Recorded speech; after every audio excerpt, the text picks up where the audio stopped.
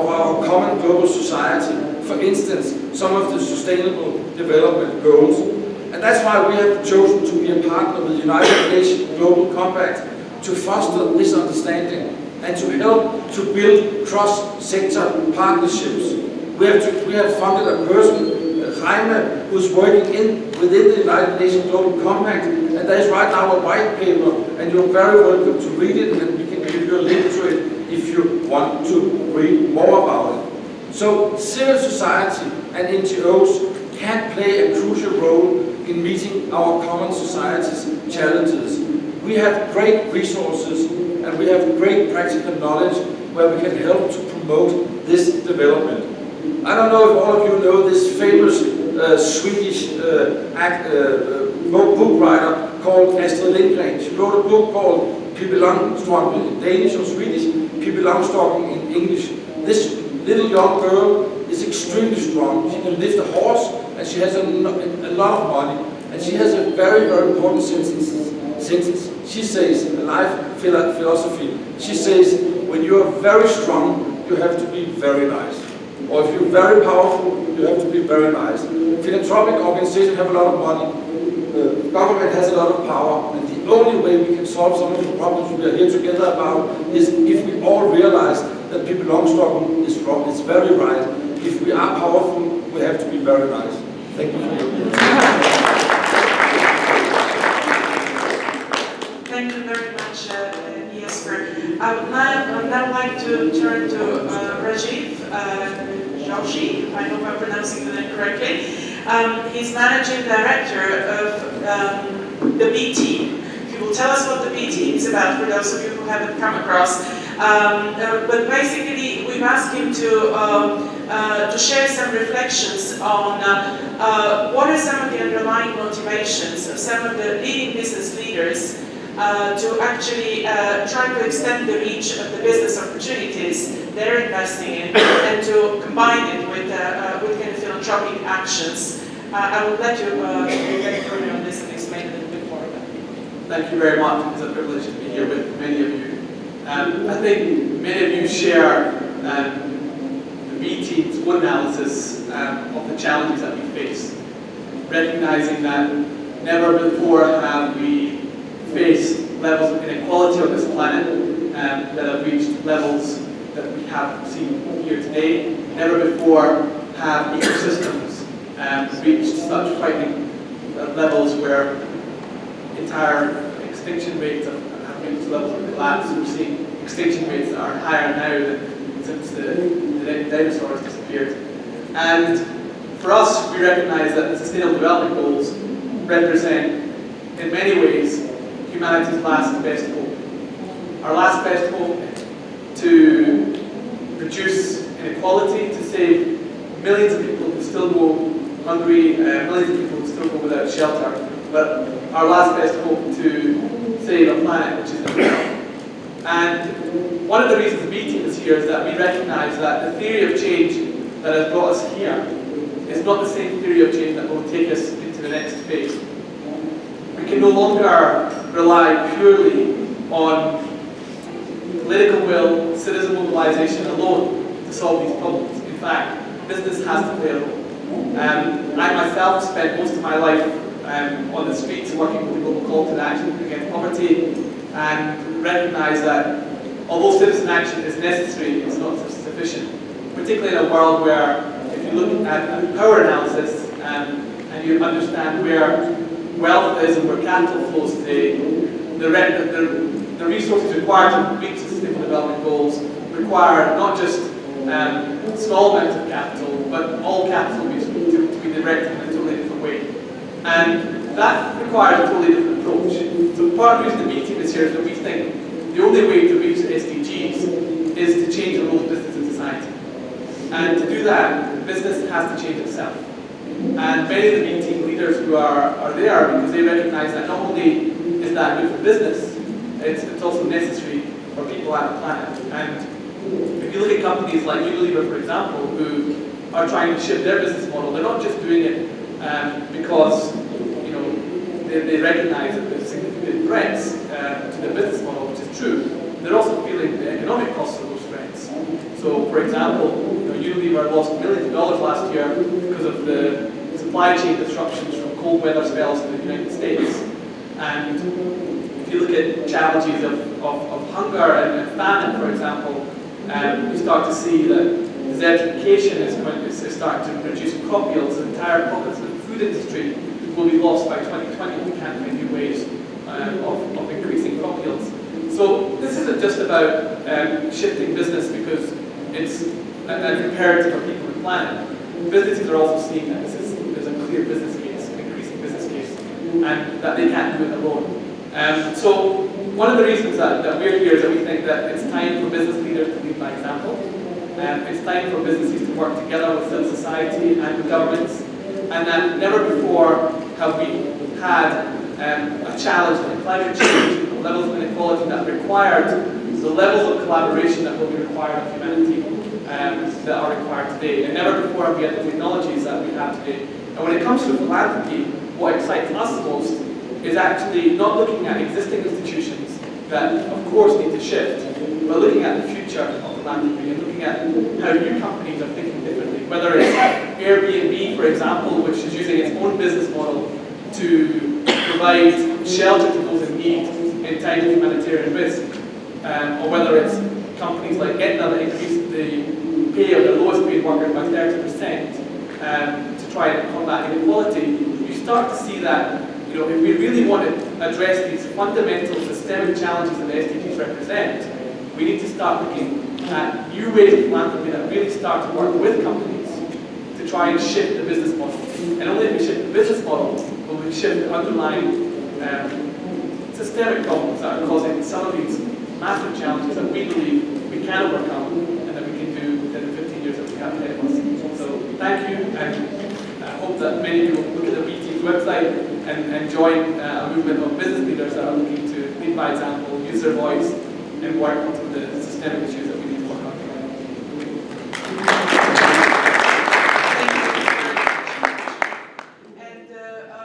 I'm pleased to now introduce also our last speaker from the philanthropic group today, Christopher Johnston. He's Senior Manager Policy for Policy and Research at the MasterCard Foundation. And Chris, can you share some thoughts on MasterCard's approach to partnering with governments and multilateral organizations? But if I could also ask you, as one of the founding partners of the Post-2015 Partnership Platform for Philanthropy, to reflect also for a couple of minutes on the motivation behind your involvement, and also what do you see as the value added of this initiative for kind of working together on the Post-2015 agenda. Okay, thank you very much, Davina. Evening, colleagues, this evening. Maybe just to say a bit about the MasterCard Foundation. Although, obviously everyone knows the name, but usually split between referring to us as MasterCard and MasterCard Foundation, so what is the difference? But we are an independent charitable organization. We were started or founded in 2006, following the initial public offering of MasterCard. Prior to that, MasterCard was actually structured as a cooperative. So when it went public, part of the deal was to put funds into a new charity, and that was the start of MasterCard Foundation. So 2006, really 2007, 8, 9 is when we really started to roll. So we are a bit of a new kid on the block. A fairly large foundation. The original proceeds, I think 10% of the IPO went into the foundation, and that's grown as the MasterCard stock has grown, and I think we're at about $11 billion now as our endowments. The spend just in Africa in those 8 years is, I think, some $1.4 billion. So we're big, but we're still young and maybe a little bit green in some of these things. So our areas, just to cover that quickly, education and youth learning is one of our main areas, financial inclusion another. So interesting to know that we have some common ground and maybe some things to talk about in terms of collaboration. And these events, prove their worth when you have these sort of quick chats, even on panels, much less in hallways. So the microfinance space, the financial inclusion space is one. Obviously, that's changing quite dramatically. There really is some amazing innovative work that's going on. Some of that driven by philanthropic organizations, but really a lot of hard work and a lot of good collaborations among international organizations, private sector players, ICT companies, a whole range of players. So let me focus just on kind of how we see not just financing for development. You can say, okay, we put $11 billion on the table towards development. The real story is not about the money, of course, but about what are we doing to actually integrate, to align, to coordinate and collaborate with other players to try and achieve development results. I guess the story from us is that we're working now to kind of bridge the local level, national level, and then global level where we can. I'm happy to say in terms of collaboration with civil society that there's quite a strong portfolio of projects and partnerships that we're already in with civil society organizations, with NGOs, working in education, working in microcredit, a whole range of areas that are doing really amazing work. A lot of them are working really well with private sector, with industry. Just thinking of a couple of examples in Africa, CanFed in Ghana is doing some really interesting work. Working in education, working in innovations in education, but also working very directly with industry and government, and thinking about things like tax incentives for education providers and then for companies who make that strong link between education, skills, and employability, especially for youth. African Institute for Mathematical Sciences is another one, AIMS, that is doing a lot of really innovative stuff. It's really good at that collaboration and integration. In their case, around bringing science and math education into the mix, not just for educational benefits, but for that sort of, drawing the links to employment and sort of poverty reduction. Thinking now about what are we doing that's at a more global level, and just to give one example of research that we're doing in collaboration with the ILO, the UN agency. If you Google it, the project is called Work for Youth, and it's written as all one word with 4 as the number 4.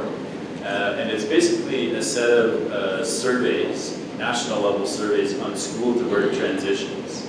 So there's a set of 28 countries now that have done data collection at the national level. So there's a nice connection with national statistical agencies that have had to build their capacity to try and generate and share this data. And then a link, obviously, at the back end with labor ministries, with youth ministries, with education ministries, and industry ministries on really trying to understand what are the issues for young people in Africa especially, but around the world, in making that transition from education to employment. So there's an evidence base now. It's out there. It's actually publicly available. Econometricians are starting to mine the data and look at really interesting patterns that are emerging, things like there is a return on higher education. This data reinforces that. People that have higher education do have higher paying jobs and they're less vulnerable in terms of the types of employment. But the research is really good. It's really interesting in looking at mixed livelihoods, at the actual transition process, which can be quite long in many cases, and really just trying to really scratch at what is the data, what does the evidence base really say about the challenge of youth unemployment in Africa, but around the world as well. And now there's 28 data sets and a nice evidence base at a global level that's being made available. So there's a good example of, we're moving from being a good grant-making organization to really thinking about policy, to thinking about the ecosystem we work in, and to thinking about some of the challenges like youth unemployment that we're working to address.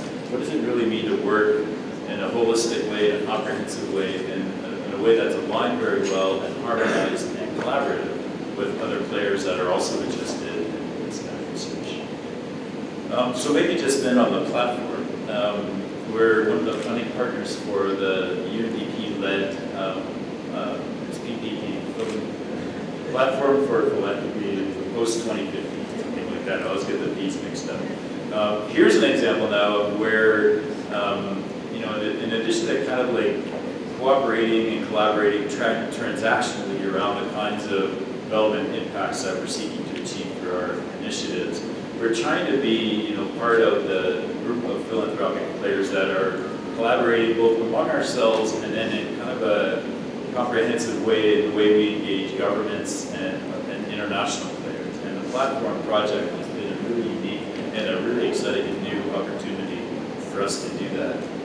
It allows us to engage at a global level, making connections from some of the work we do. For example, the ILO research I've just mentioned, and its contribution actually to the SDGs. If you look at SDG 8, I think indicators 8.5 and 8.6 actually have a direct contribution from that evidence base and the research project I just mentioned. So seeing ourselves globally, being part of a community that can have conversations around the SDGs and around sort of what are we doing together to try and work towards broad international and high-level goals. But I think the real win for us is probably at the national level. Just thinking about the countries where the rollout has taken place, first Kenya and most recently Ghana, we were just there last week.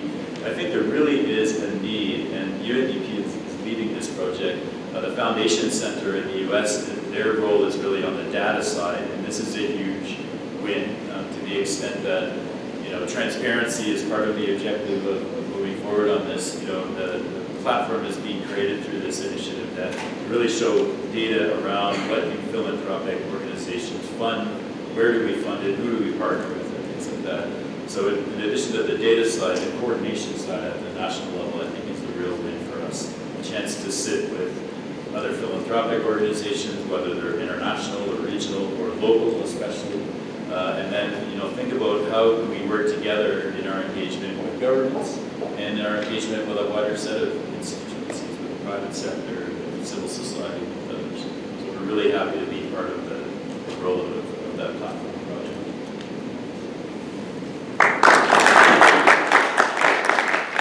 Thank you very much, Chris, for sharing examples of some of your work and also for selling the platform so well. Thank you very much. It won't surprise any of you to learn that we have categorically run out of time. Unfortunately, we'll have to vacate the room in just a moment or two. But before we do that, I would like to invite Ivan Mbisi from the Ford Foundation. I'm sure I mispronounced your name terribly, so apologies in advance for that, to make a very brief remark. But then, as I said earlier, there is an opportunity for us to continue this conversation more informally over a cocktail, which is just outside and to our right. And so I would invite you all to join us. And please do grab one of our panelists if any of them said something that was of particular interest to you. Please do yell and ask them for more information. So many thanks to all our panelists and Ivan, you were the last word. Thank you. My name is Ivan Wims. I work with the Ford Foundation. And in the interest of time, I will be very brief. Just talk about what we do at the foundation. Ford Foundation is an American foundation that works globally.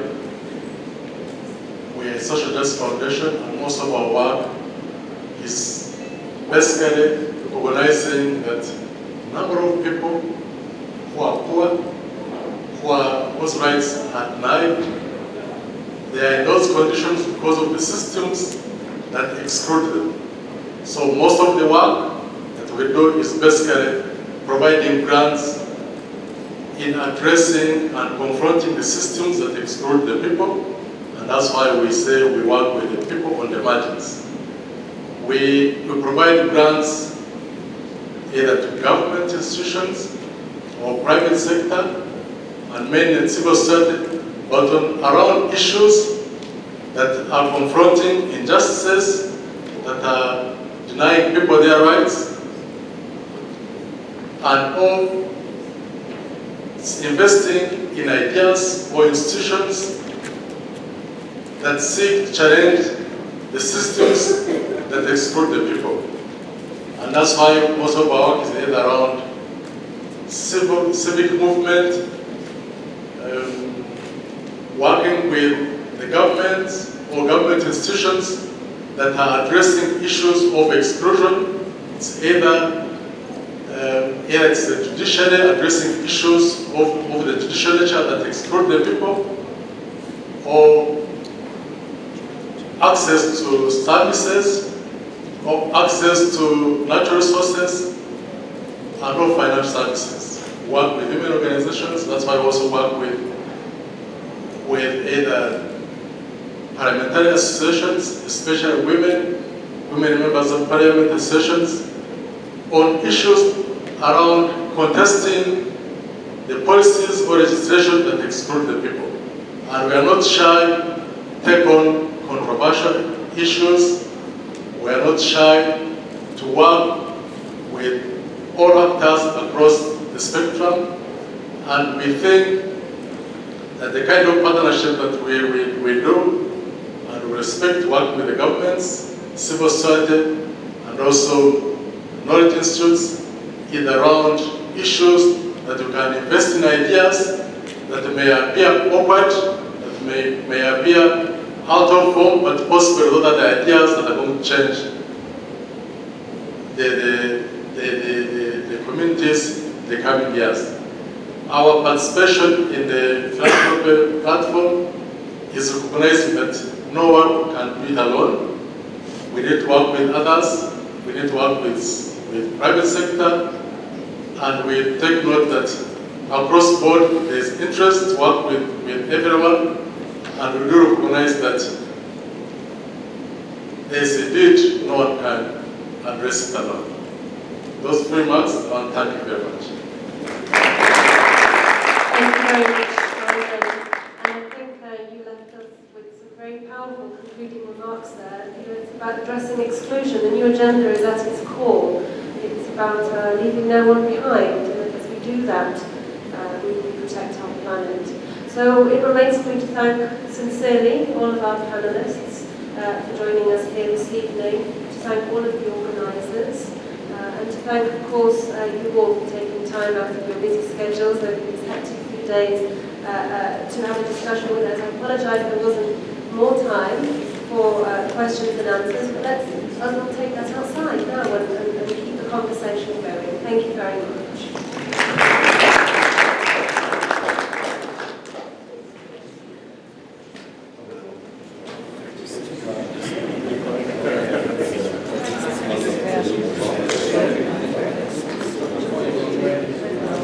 Yes, good to meet you. Good luck. Two sessions. Tomorrow's 1, 10 o'clock, and then there's one I didn't